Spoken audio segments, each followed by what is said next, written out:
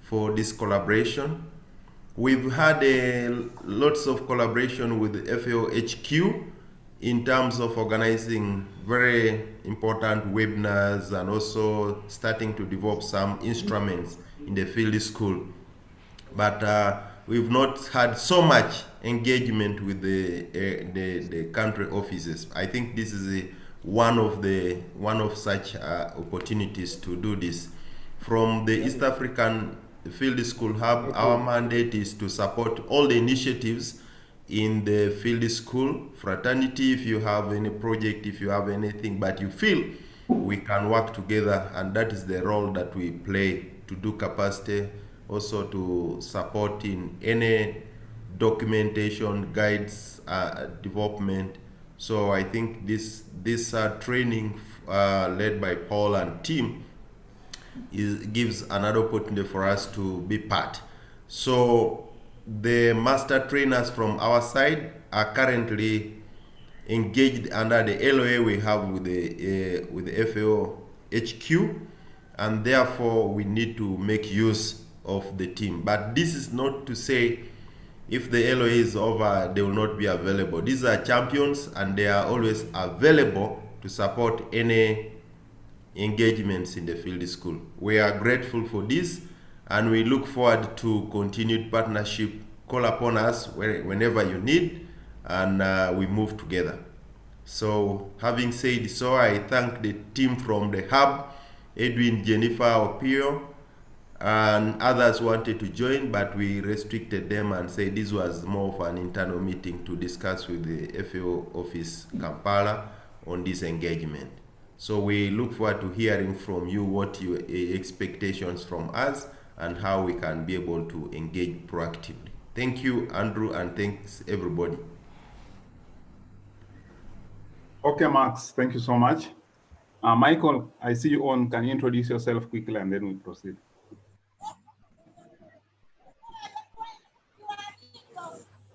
See you, Michael. Yes, thank you, members. I'm Michael Adey. I work for FAO in Karamoja as program officer in charge of field schools. Thank you. Okay, thank you. Michael is a master trainer as well, and is going to be actively engaged in this program. Okay, so with that said, I would just want to say that we are here to look at the training schedule, see how realistic it is, and if as an individual participating, you have concerns pertaining to the way it has been drafted, then you can raise your issues, and then we can see how to amend it accordingly so that we move in a harmonized way and everybody is comfortable and contributing to their best. So at this point, I would think, Edwin, is it possible to share the program on the screen so that colleagues can? That's the challenge I was having, Andrew. I was unable to open the document because it was sent to an internal FAO network. Okay, let me try. I'll send it to my Gmail afresh, but I've allowed everybody to share their screens. I don't know whether, Max, you have it.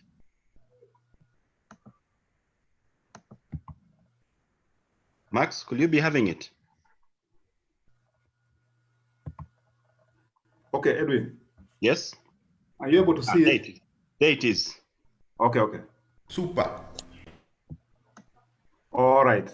So colleagues, we are looking at this schedule, and let's begin. Arrival is on 22nd November, which is a Sunday. We have 4 training sites.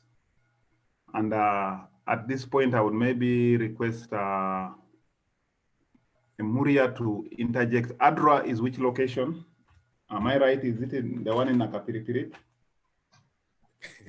Kotido. Yes, Adra is in Kotido. Adra is in Kotido. Then Echo will be Echo is in Nakapiripirit. C&A is also in Nakapiripirit, but in Namalu in terms of the training itself. but the activities will be in Morocco. Then IRR is in Gabon. Okay, so the C&D venue is Namalu. Namalu, yeah. Where? Yep. Namalu, that is where the research institute is? No, Namalu is after, as you're heading towards Sironko. Okay. It is on the extreme side, the best, where you get the best climate, the coolest actually. Okay. It's like you're in Kapchora, but not right. very cold. So colleagues, those are the 4 venues where the trainings will be taking place. Now, if you look at the days, we are beginning on Monday, 23rd. And in the second column, we have the time for the day and the activity and the topics which accompany those times. Now, the distribution of the master trainers, I can see the ADRA location, which is Kotido, is myself and Hire. And then the one for Echo, which is Nakapiripirit, that is Deo Ekosile and Adei Michael. While Namalu is Francis. Now I see Adei popping up. And then in Kabong, we have Kennedy and Okuda. Okay, Andrew, maybe let me just, I think for now, maybe what we can be sure of is like maybe because the deployment of the master trainers. Other teams are fluid, we can fit anywhere. Okay. Yeah. So maybe I first raise the issue on my side. I would prefer that in each location we have somebody who is experienced with the extension delivery in the Karamoja sub-region. Now, for example, in the ADRA area, myself and Jennifer, I don't think that would be a good coupling. It's okay, Patience or can be, actually Patience is going to be based in Kotido most of the time. But she will be supporting Kotido and Kabong. Michael Ade will be supporting Nakapiripirit. That is the 2 training venues. So at any time, she should be having someone who is experienced from the region. Okay, so you are suggesting that Patience should be more to Kotido site. Maybe let's first go through the program, then we discuss deployments after we have gone through the program. Because there might be preferences here and there, so we can wrap up with the deployments. Okay, let us just scroll down. So that is for Monday. Then on Tuesday, these are we have the issues of, basically Monday is climate setting. And starting off with the basic concepts and characteristics of the field school. Then on Tuesday, we move on to the group formalization process. Now, I seem to notice like the groundworking is not anywhere. Do we assume that these are already existing groups, or we can put APFS establishment stroke groundworking? It's okay because establishment covers including formalization, so we can just put in brackets, but it will cover the whole process. We are already in the meeting, eh?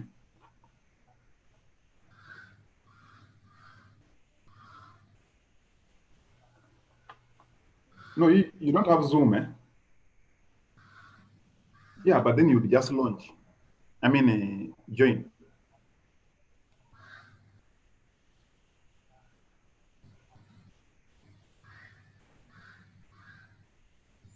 Okay, because now I'm moderating. What?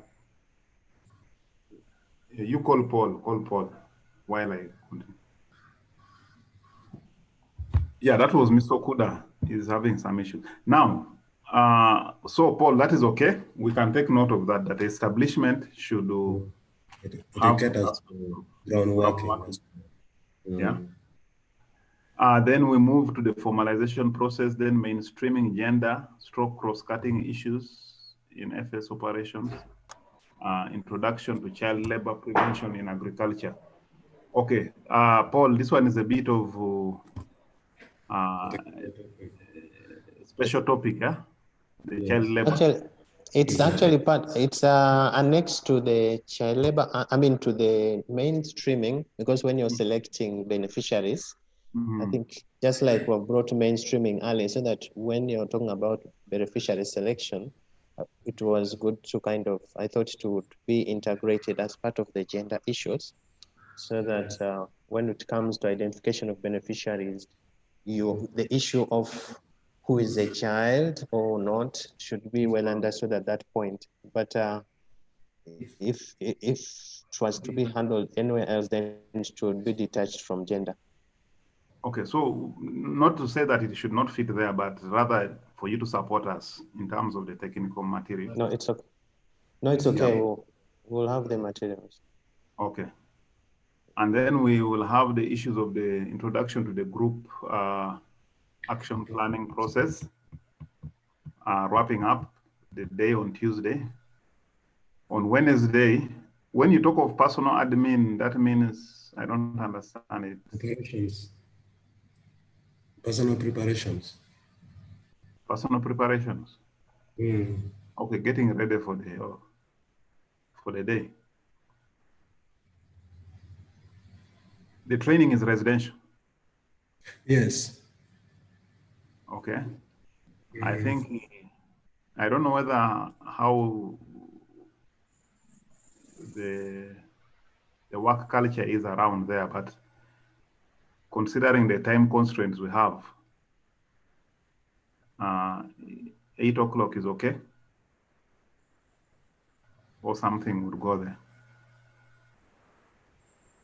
Well, I think since it's a training, trainings normally set up their own norms. So I think these are some of the things we'll agree with the participants. Because if you put 8:30, then you could easily go to 9 o'clock. Yeah. Okay, but I think we need to take note that we start early, we end early, or we start a bit late, and we should be willing to push to, I don't know how colleagues find it when it goes to around 7 p.m. Maybe I think this thing will always be discussed on this when the training starts. It will be customized. Okay. So enterprise selection, problem ranking, analysis, and solution identification. Then we have the APFS learning program developed. That one runs from 2 to 5. Then there is the issue of IPPM coming in. And then the ecology. And then we launch in on Thursday to the digitalization of the field school methodology. And then we have on Friday, we are basically on ISA, its presentations, insect zoos, IPM. Okay, so Friday, Saturday seem to be really, really dedicated to the ISA. Then we look at Sunday mornings are free, basically up to lunch time, 11. Then we introduce CSA for the rest of the day. And then on Monday, we are still on ISA, and then we begin designing and managing studies and experiments.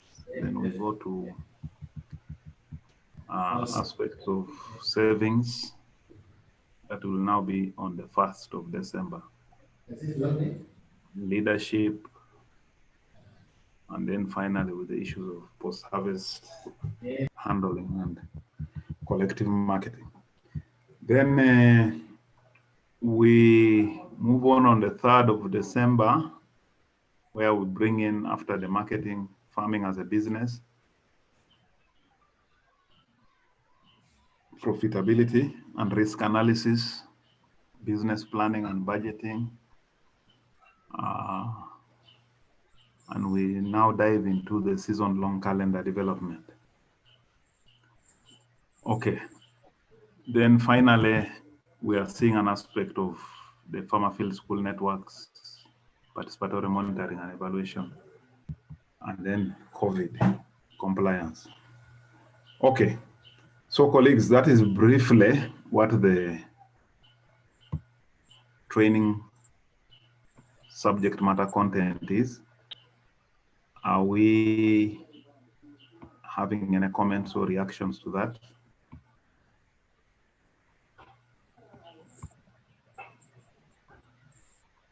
Andrew, I think first of all, like the team that developed this, I've seen a lot of emails on this for long. They took a lot of time to analyze the situation on the ground, and I think we from my side, of course, this is a program. When people are training, you find some few changes as you implement the program. So as it is now, it looks good and comprehensive. What I was wondering is how do we, of course, in my mind I have a logistical issue, but I was wondering how do we have cross-fertilization where you have somebody get off from Kotido, come to Nakapiripiri, then Nakapiripiri person goes to Kotido for cross-fertilization in terms of sharing some of the elements? Or do we think people who are good in everything so they can be able to manage? So that is something that we could also think, but bearing in mind the logistics, maybe the transport and the time that is involved. Otherwise, the program, as it looks, for me, it's good. It can, of course, be flexible. But I also want to say other colleagues from the field school are joining. I saw Dr. Muindi, but she's signed off a bit. She may be thinking it is a wrong forum. If they join, they are part of us. So don't worry. They are all of them are field school fraternity. Okay, that was Paul, my small comment. Okay. Paul, could you respond to that comment?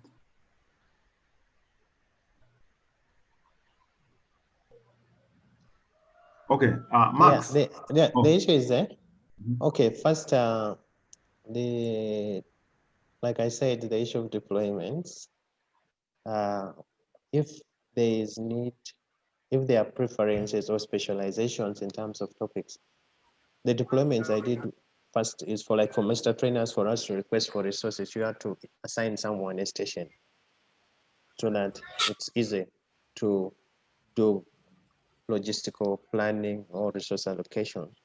So, but if there is a decision to have some cross movements among the master trainers, they can agree on who can handle what, but it will not be crossing from the north to the south. Probably within the north, you can move from one station to the next, and then those in the south can also move from one station to the next, but probably not across from one end of the region to the other, because we'll lose a lot of time.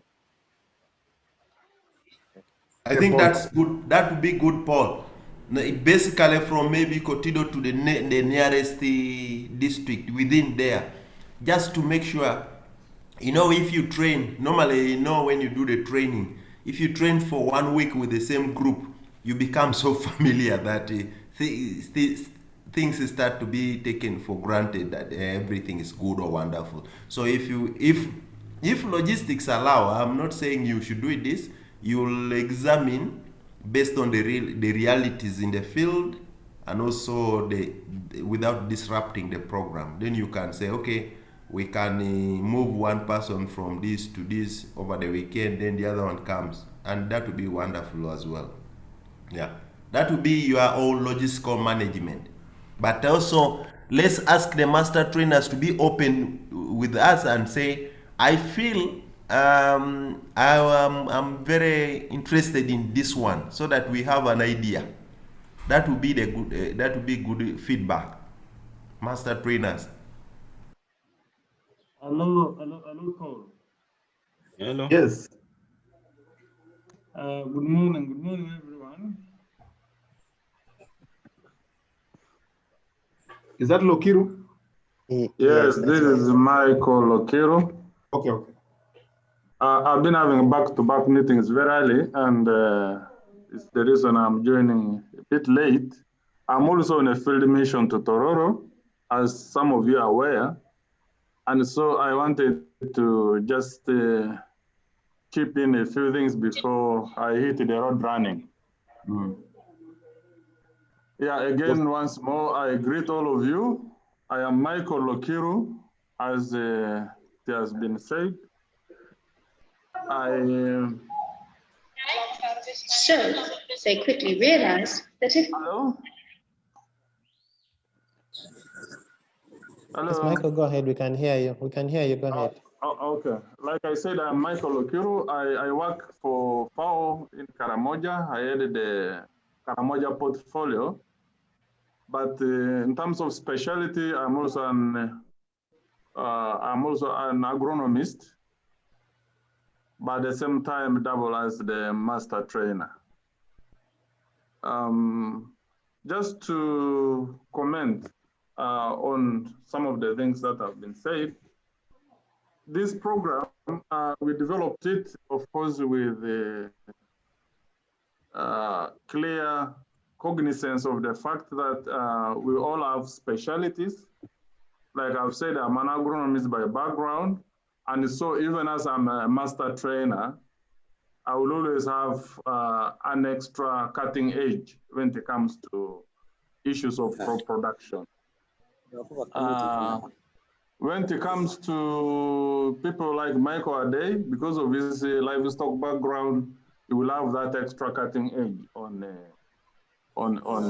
livestock production issues. So even when we were seconding the external MTs outside the FAO, Uganda, we were aware of their backgrounds. And I think the idea of cross-pollination of ideas is a good one. We will try, like Paul Emery has already said, that it's possible to move the teams within the sub-regions. Like for the North, we can be able to take someone from Kabong to Kotido and the other way around. So that is very possible. And of course, this training program schedule is really not cast on a stone. We are going to customize it based on the lessons emerging from each training location. So this, we had to put this in draft to have a blueprint for our reference, but it's not something that is cast on the rock. It is subject to for review as the need arises from the various locations. So we have deployed the MTs, of course, taking cognizance of their specialist backgrounds besides being MTs.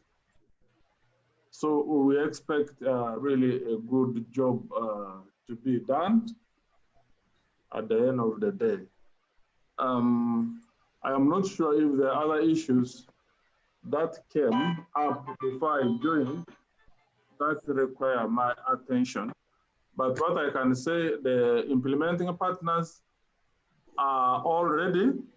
In fact, some of them are as ready as yesterday, like ADRA in Kotido.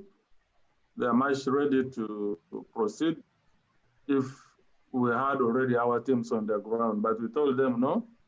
We wanted to synchronize this because of our limited capacity and other logistical constraints. So that is easy on our side to coordinate. So all the partners have done the recruitment of the field staff. They have done in-house orientation of this stuff, and they are ready to start these trainings come 23rd. I think on the side of the application, for IESA. Maybe before I touch on that, earlier on we had the PDRA embedded within this training program. But as most of you know, issues of CMDRR have also a standalone TOT, which takes 2 weeks.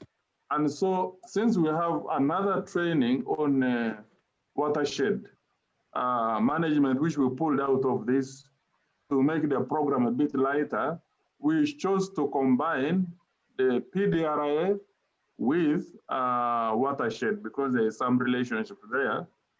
And so that will be run separately immediately after this training. That's why you are not seeing issues of CMDRR here. Also on the side of the rollout of the IESA app, maybe what Andrew can do is to just introduce, but the actual rollout, I'm thinking we might have to liaise again with our M&E colleagues in Kampala. There should also be buy-in, of course, within the organization, so that we don't burn our fingers in the process. But the idea of having it introduced is a good one. And so I think that's what I can say for now. Paul, unless there are issues that came before I joined in that you needed me to comment on. Paul Emoria, over to you. Yeah, thank you, Michael, for that comprehensive overview. I think at the moment you've addressed most of the issues. In case there are any which will match, we'll try to reach you either on phone or maybe we'll share with you the highlights after the meeting. But thanks for that brief. Okay. Thank you. Thank you very much, Michael, for that very insightful contribution. And now, regarding the cross-fertilization, I think, Paul, when I look at the issue of the digitalization coming here on Thursday, 26th November, it is really highly packed.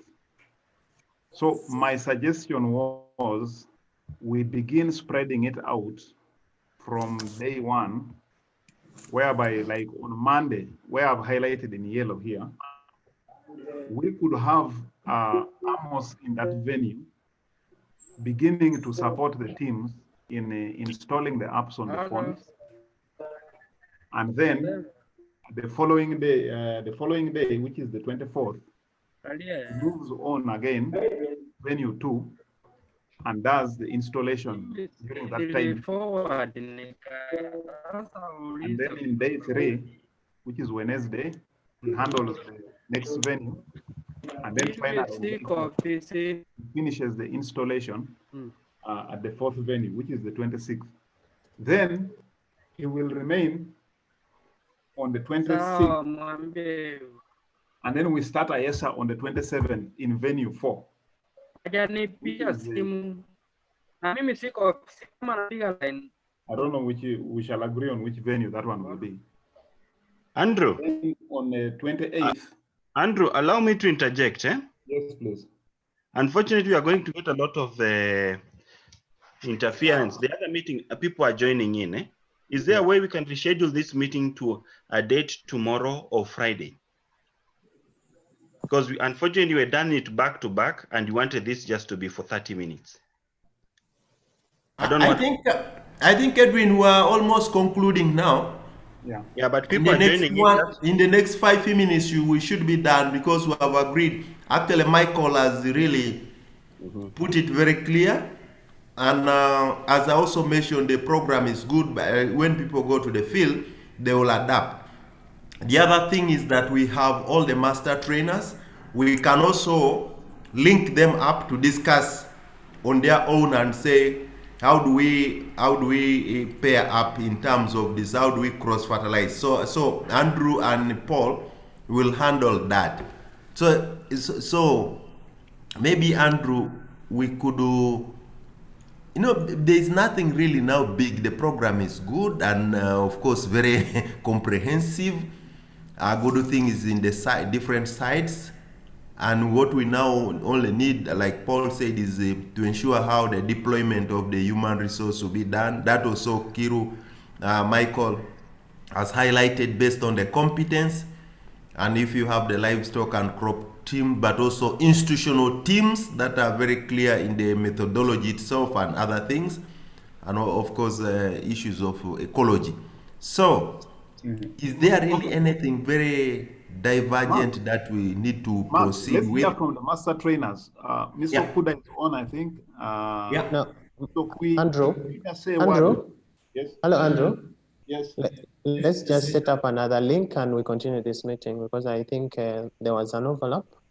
So we don't want to miss out a lot. So let's just set up a separate meeting. The master trainers, we're going to share with you a link so that we continue, because we still have a lot to discuss. That's what I would suggest. Thank you. Now that means Paul, what we do now, since this other meeting is starting at 10 up to 11, so what you do, let's set the meeting at 11:30, if we agree. We can actually rejoin this very Zoom, because the master trainers are going to update on the Field School Hub. Then we move to... You send out an email after your meeting so that we continue, because it is the same link. It is the same the link. same link. You just join. Actually, we are all invited for the next one, which is also coming. It is part of us. So if those who may not be able to do that, they can get off to other things. But feel free to remain on in the Zoom. Then immediately the other Zoom is done, we rejoin for this other one, Paul. And by the way, Max, yes, the two presentations touch on what we are doing right now. One is on capacity building under aquaculture. This lady is going to elaborate how they've planned out a training schedule for the Kenyan teams. Then the second lady is going to present on FFS e-learning. So I will just urge all these members here to join the next meeting.